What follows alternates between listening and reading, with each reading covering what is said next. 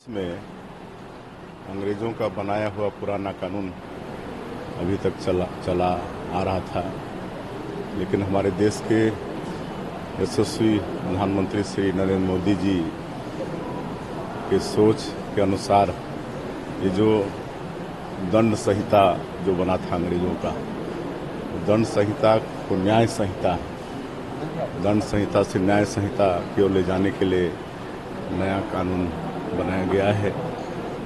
और आज एमओयू था यहाँ पर पुलिस डिपार्टमेंट और अपना जो हिदायतुल्लाह विधि विश्वविद्यालय है उनके साथ में। अब बहुत सारे नए कानून बने हैं तो पुलिस को उसका प्रशिक्षण भी जरूरी है, और ये प्रशिक्षण देने का काम हमारे हिदायतुल्लाह विधि विश्वविद्यालय के प्रोफेसर्स करेंगे। तो उसी का आज एमओयू था, और इससे नए कानून से बहुत लोगों का भला होगा।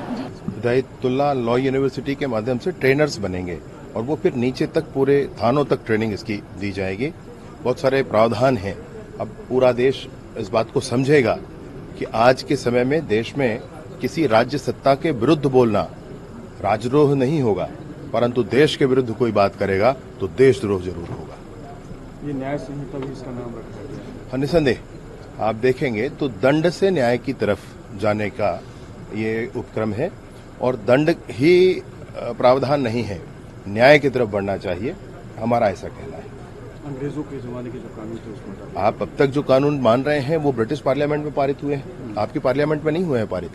आपकी पार्लियामेंट में पारित होने वाले कानून तो अब लागू होंगे।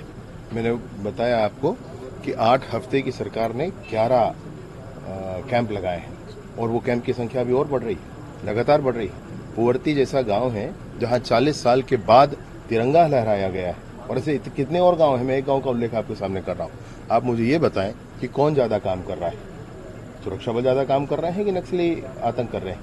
और वो उनकी छटपटाहट है, इतना तो कांग्रेस को समझना चाहिए।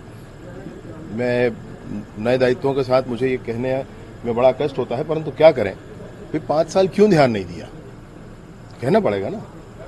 क्यों 900 किलोमीटर की सड़कें कभी ध्यान ही नहीं दी गई, कभी नहीं बनाई गई? क्यों नए कैंप खोलने की तरफ और ध्यान नहीं दिए गए? समझना चाहिए सब बातों को। अभी जो कर रहे हैं करना चाहिए।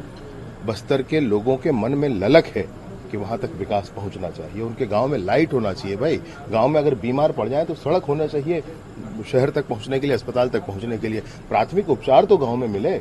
अरे बच्चों को तो शिक्षा गांव में मिले। अगर यह भी नहीं तो क्या नक्सलिज्म है और क्या है मामला? इसका बात होनी चाहिए इस पर।